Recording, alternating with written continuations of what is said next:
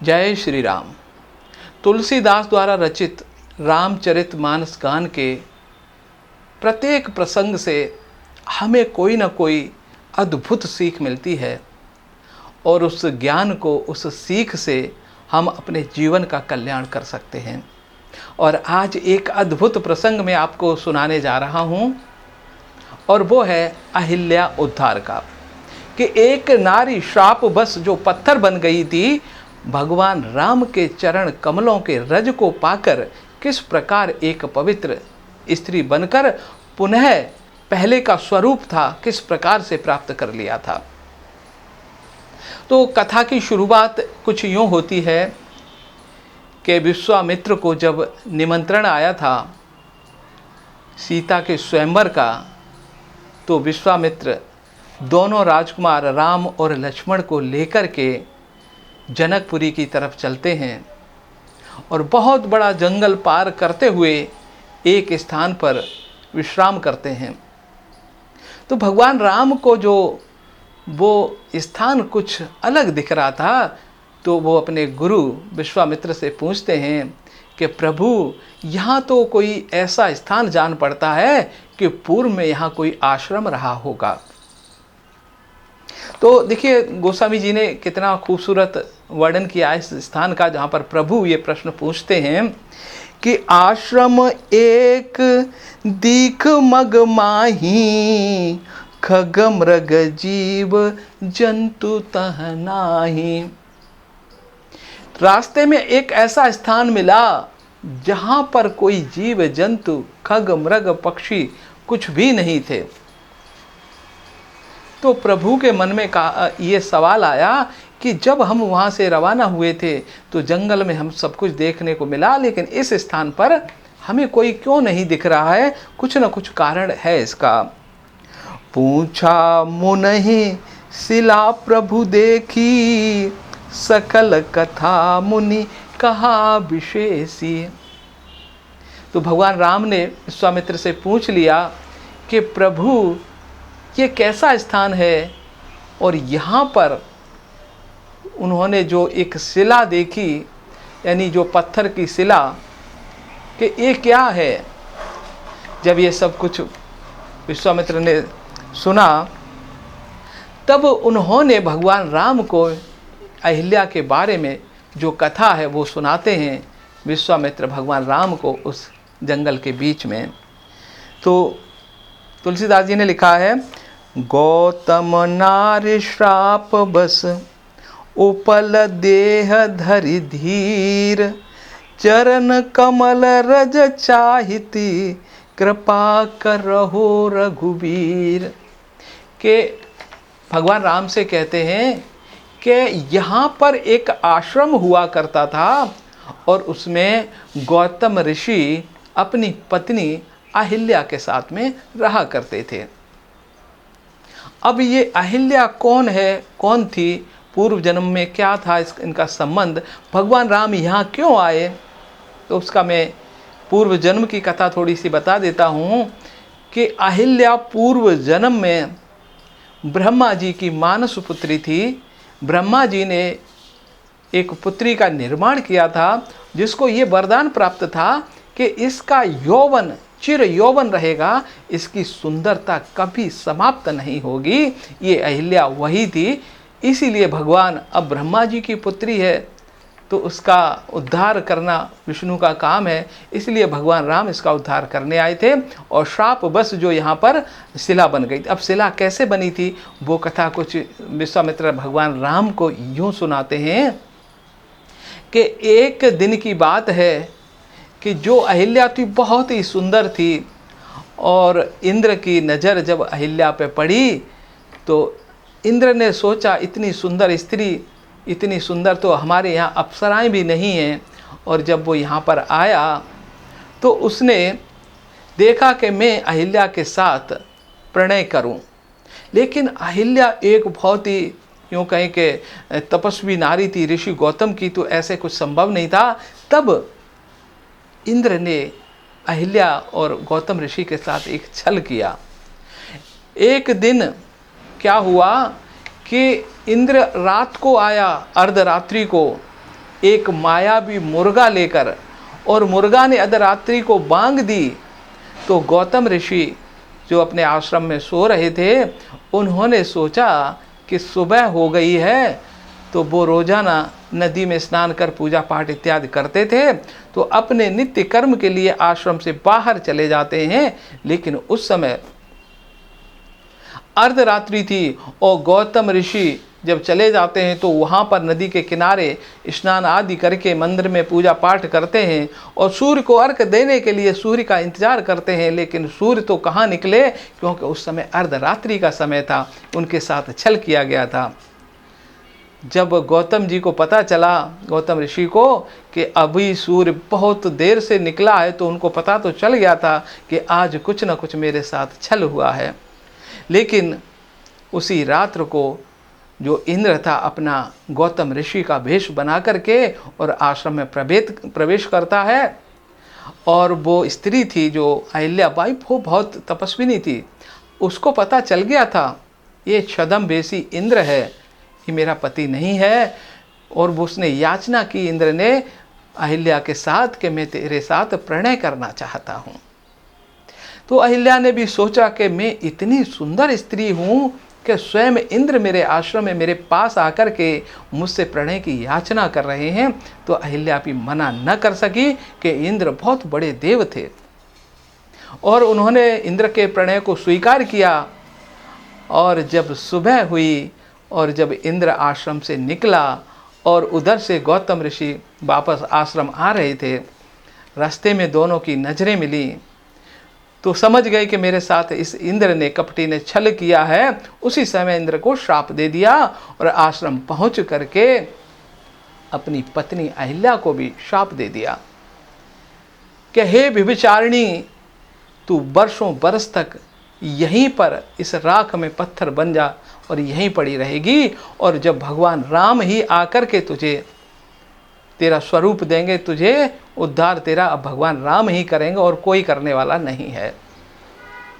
तो फिर विश्वामित्र ने जब ये कथा सुनाई और कहा कि ये शिला वही स्त्री है जो कि पत्थर के रूप में यहाँ पर तपस्या कर रही है, और ये आपके हाथों ही उद्धार होने वाला है। प्रभु, यदि आप थोड़ा सा पैर भी आप इस शिला से, इस स्त्री से छुआ देंगे, तो ये वापस अपने स्वरूप में आ जाएगी।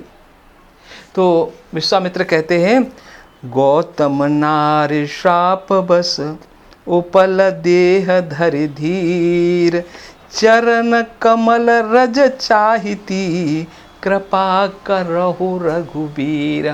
ये प्रभु, इसको आपके चरण कमलों की धूल ही इसको वापस, इसके पापों को नष्ट कर सकती है।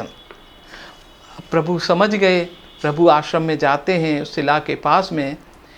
अब वर्णन तो ऐसा है कि वो पत्थर की शिला थी, लेकिन आपको मैं बताऊं, जब किसी स्त्री को अपने पाप का आभास हो जाता है, यानी पूरे जग में जब वो ये प्रचार हो जाता है कि इसने कोई पाप किया है, पराये पुरुष के साथ प्रणय किया है, तो वो इतनी लज्जित हो जाती है कि घर से बाहर नहीं निकल पाती, घर के अंदर ही ना किसी से बात कर सकती है, ना घर से बाहर जा सकती है।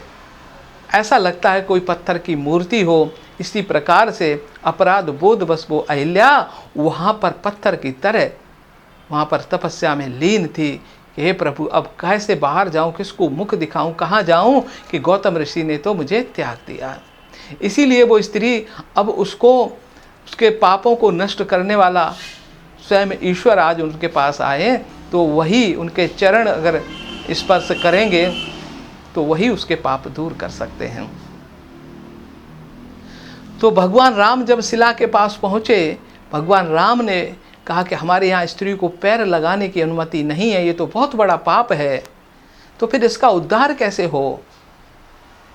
अब यहाँ पर आप सोच रहे होंगे कि पैर ही क्यों लगाना था, हाथ भी लगा सकते थे प्रभु। तो यहाँ पर मैं आपको बताऊं कि देखिए कि जब कोई स्त्री पाप कर देती है, और मैं कहूँ कि आपको कि बहुत सुंदर स्त्री थी अहिल्या, और उसको अपने रूप पर घमंड था, तो उस घमंड को चूर करने के लिए, उसको अपनी वास्तविकता बताने के लिए ये सब प्रभु ने ही किया था, क्योंकि इंद्र एक देव है। तो यहाँ पर स्त्रियों के लिए एक बहुत बड़ी शिक्षा है कि अपने रूप पर कभी घमंड मत करो, कि रूप से बड़ा चरित्र होता है। तो अहिल्या को अपने रूप पर घमंड था, और रूप बस ही कि मैं बहुत सुंदर हूँ, स्वयं इंद्र मेरे प्रणय की याचना कर रहा है, इसलिए उसने स्वीकार किया था। और जब चरित्र उसका चला गया तो उस रूप का कोई महत्व तो नहीं रहा, और भगवान उस जिसने पाप किया उसको हाथ नहीं लगा सकते, फिर उसका तारण पैरों से ही होता है। लेकिन स्त्री को चाहे कितनी पापिणी हो, दुविचारिणी हो, उससे पैर लगाना अनुचित नहीं है। तो प्रभु ने कहा इसका तारण मैं कैसे करूं? तो उसी समय पवन आते हैं सहायता करने, और हवा चलती है तेज, और प्रभु के पैरों से एक धूल के कण निकल करके उस पत्थर पे पड़ जाते हैं, और अहिल्या अपने पुनः स्वरूप में आ जाती है, उसके पाप सारे नष्ट हो जाते हैं। ये कथा है इतनी सुंदर कि जो रूप पे जो स्त्रियां घमंड करती हैं, चरित्र से बड़ा रूप नहीं है। कहीं भी चले जाओ, दुनिया में बहुत सारे वेश्यालय हैं, बहुत सुंदर स्त्रियां मिल जाएंगी, लेकिन सभ्य आदमी उधर देखता भी नहीं है, जाना तो दूर है। लेकिन यही कोई स्त्री साधारण काम करने वाली, घरों में काम करने वाली अगर चरित्रवान है, तो बड़े बड़े पुरुष भी उसकी तरफ आकर्षित हो जाते हैं। तो ये स्त्रियों के लिए बहुत बड़ी शिक्षा है कि अपने चरित्र को किसी भी हर हालत में बचा के रखना है, और चरित्र ही उनका सबसे बड़ा गुण है। और जब चरित्र नष्ट हो जाता है तो रूप का कोई महत्व नहीं रहता है। तो अब जैसे ही वो पुनः स्त्री बन जाती है, और फिर क्या होता है, तो देखिए, पर सद पद पावन शोकन सावन प्रकट भई तप पुंज सही, देखत रघुनायक जन सुखदायक सन्मुख होई कर जोरी रही। वो जो प्रभु के रज कम जो कण हैं, उनसे स्त्री बनकर के प्रभु के जो पैर हैं, वो दुनिया के दोष दुख पाप सब नष्ट करने वाले हैं, और उनकी धूल से ही उस स्त्री के सारे पाप नष्ट हो गए, और पुनः स्त्री के रूप में आ गई, और प्रभु के सामने हाथ जोड़ करके वो खड़ी हो जाती है। अति प्रेम अधीरा पुलक शरीरा, मुख नाहे आवै बचन कही। पुनः उसका शरीर पुलकित हो जाता है, सुंदर बन जाता है, और वो कुछ बोल उसके मुंह से नहीं फूट रहे हैं, इतनी वो भाव विभोर हो जाती है। अतिशय बड़ भागी चरण लागी, जगल नयन जल धार बही। उसके नयनों से जलधारा बहने लग जाती है, और वो प्रभु के चरणों को पकड़ करके बैठ जाती है। इतना सुंदर वर्णन।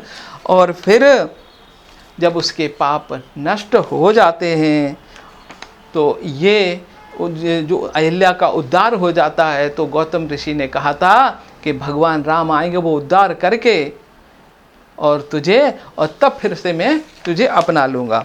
तो भगवान राम ने जो इसने पाप किया था उसको नष्ट करने वाले हैं। तो भगवान सबको, यूँ कहें कि सबको कुछ न कुछ देते हैं, पापनी को पाप नष्ट कर देते हैं, दुख दूर कर देते हैं, और किसी बिना किसी निस्वार्थ भावना के। और अब वो कहती है कि प्रभु आज आपके दर्शन हुए, मैं तो धन्य हो गई। तो जो मुनि गौतम ऋषि ने श्राप दिया था उसमें कहीं ना कहीं उनका कोई दोष नहीं था। वो कहती है, मुन श्राप दीन अति भल कीन, पर अनुग्रह में माना। ये प्रभु में गौतम ऋषि का बहुत ही अनुग्रह मानती हूँ कि उन्होंने श्राप दिया, और श्राप के कारण आज मुझे आपके दर्शन हुए। अस प्रभु दीन बंधु हरि, कारण रहित दयाल। तो ऐसे प्रभु दीन दयाल हैं हमारे राम, जो बिना किसी कारण के सब पर कृपा करते हैं। तुलसीदास सठ ते ही भुज, छाड़ी कपट जंजाल। तो तुलसीदास जी कहते हैं कि जो बिना किसी कारण के सबका कल्याण करने वाले प्रभु राम हैं, तो तू संसार से कपट के रास्ते छोड़ करके क्यों न प्रभु राम का नाम ले। यही राम के नाम का सार्थक, संसार से भवसागर से पार करने वाले सिर्फ प्रभु राम हैं। तो इतना सुंदर चित्रण इस प्रसंग में मिलता है, और ये खासकर इस प्रसंग को स्त्रियों को जरूर सुनना चाहिए कि जो अपने चरित्र को महत्व नहीं देती हैं, जो आधुनिक समाज है और इसमें जो चरित्र का महत्व कुछ कम होता जा रहा है, उनके लिए इसमें बहुत बड़ी शिक्षा है कि आप रूप को मत देखो, अपने चरित्र को बचा लो, रूप अपने आप आ जाएगा। और यदि चरित्रवान स्त्री है तो वो चाहेगी जो उसको मिल जाएगा, अच्छा वर भी मिल जाएगा, अच्छा घर भी मिल जाएगा। लेकिन यदि चरित्रहीन है तो कितनी ही सुंदर स्त्री हो तो कोई भी पुरुष उसको अपनाएगा नहीं। गौतम ऋषि जैसे महान विद्वान ने भी चरित्र के बिना अहिल्या को छोड़ दिया था, जो कि दुनिया की उस समय अप्सराओं से भी ज़्यादा गुणवान थी। तो ये प्रसंग है, ऐसे ही अनेक प्रसंग है जिसमें कुछ ना कुछ शिक्षा मिलती है। और कल सुबह 5 बजे फिर एक नए प्रसंग के साथ मैं आपके सामने आऊँगा। तब तक अपने आरजे दोस्त श्यामवीर सिंह को दीजिए अनुमति। नमस्कार।